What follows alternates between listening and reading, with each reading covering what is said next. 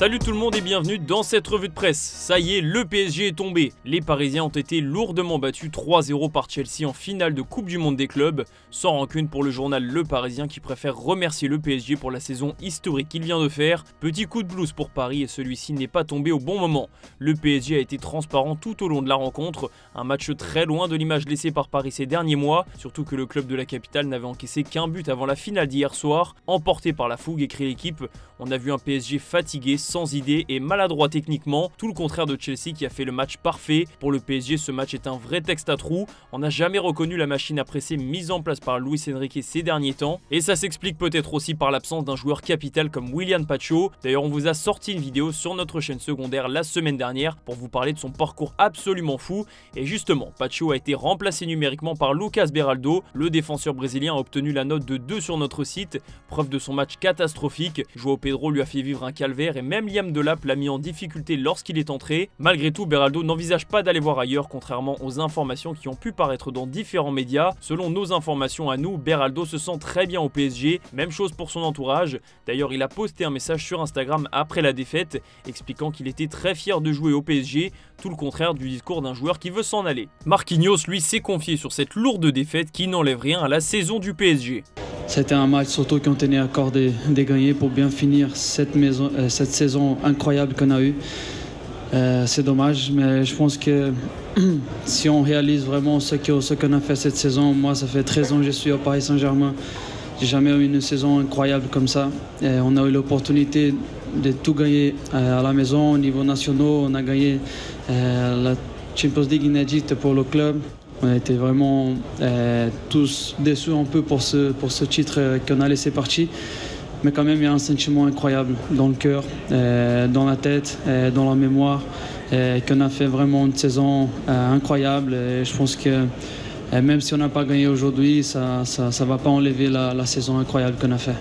Direction l'Angleterre où ce sacre mondial pour Chelsea a des allures de fête nationale. Il y a un héros qu'on retient plus que les autres chez les Blues, un certain Cole Palmer. Le numéro 10 de Chelsea a été étincelant avec un doublé et une passe décisive. C'est lui qui a fait pencher la balance du côté de son équipe et la presse anglaise ne s'y trompe pas. Cole Palmer est un joueur différent. Cole Palmer président, écrit même le Daily Express. Du côté du journal L'équipe, on réclame une palme pour Cole. L'international anglais a su répondre présent dans la finale la plus importante de son histoire avec Chelsea, ce qui a été très important pour lui après une deuxième partie de saison beaucoup plus compliquée. Cole Palmer a pu compter sur le soutien de son entraîneur et ça a sûrement fait la différence. Une prestation de ballon d'or qui a totalement éclipsé Ousmane Dembélé, à tel point que le journal Sport met en garde l'international français sur le trophée. Malgré tout, Dembous garde une longueur d'avance sur ses concurrents et ce n'est pas cette performance décevante en finale qui va enlever tout ce qu'il a fait cette saison. En Espagne aussi, on évoque cette finale de Coupe du Monde des clubs. La planète est bleue avec cette victoire de Chelsea dans cette première édition du nouveau format. Malgré tout, on retiendra aussi la fin de match qui a mal tourné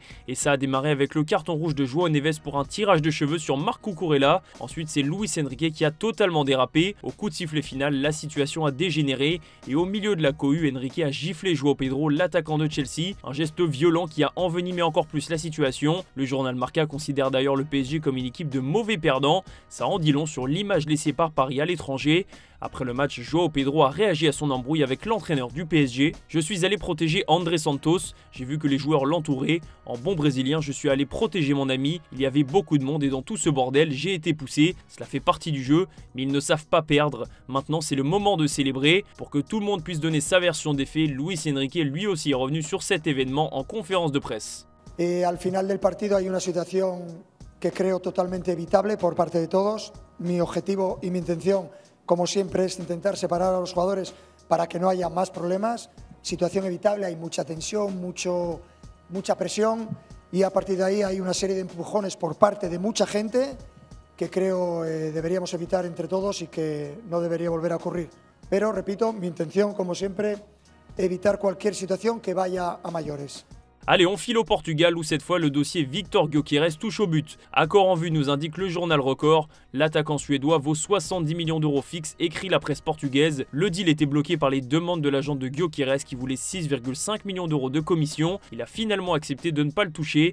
Arsenal devrait donc payer 63,5 millions et 6,5 millions d'euros de bonus. Il reste juste à se mettre d'accord sur l'échelonnement du paiement et l'agent de Gyökeres lui touchera une partie du salaire du joueur. Frederico Varandas, le président du Sporting, est donc proche de gagner son pari, à savoir recevoir 70 millions d'euros fixes pour le transfert de sa star, qui, on le rappelle, a séché la reprise de l'entraînement. Moment d'émotion maintenant, hier Liverpool a joué son premier match depuis le décès tragique de Diogo Jota. C'était en amical contre Preston. Grand moment d'émotion lors du You'll Never Walk Alone, de la minute de silence, mais aussi lors des buts célébrés en hommage à Diogo Jota.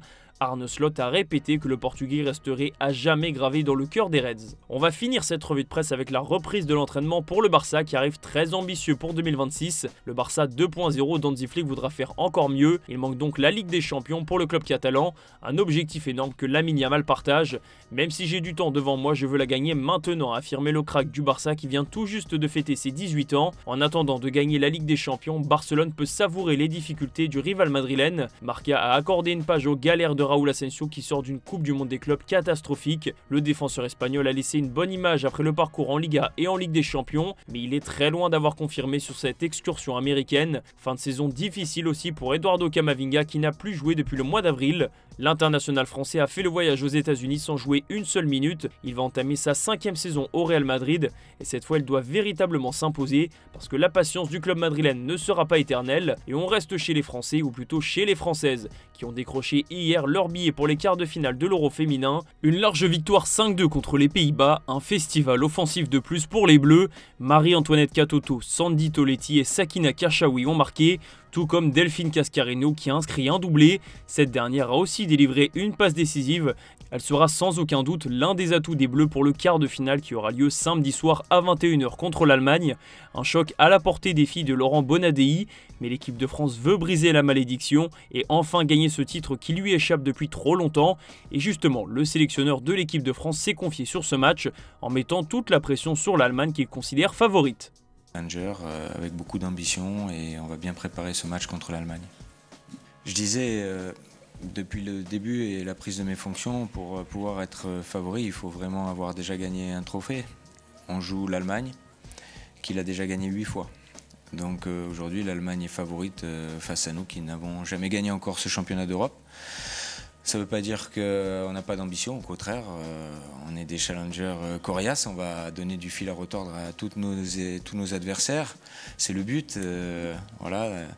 Mais les favoris, ça reste toujours l'Allemagne qui est mieux classée que nous aussi au FIFA Ranking, qui est une équipe avec de très bonnes joueuses, un bon coach, et qui aura à cœur aussi de se rattraper parce qu'ils ont encaissé hier 4 buts contre la Suède, donc elles vont certainement se remobiliser. Voilà, c'est la fin de cette revue de presse les amis, merci de l'avoir suivi et on se donne rendez-vous en fin d'après-midi pour le JT Foot Mercato.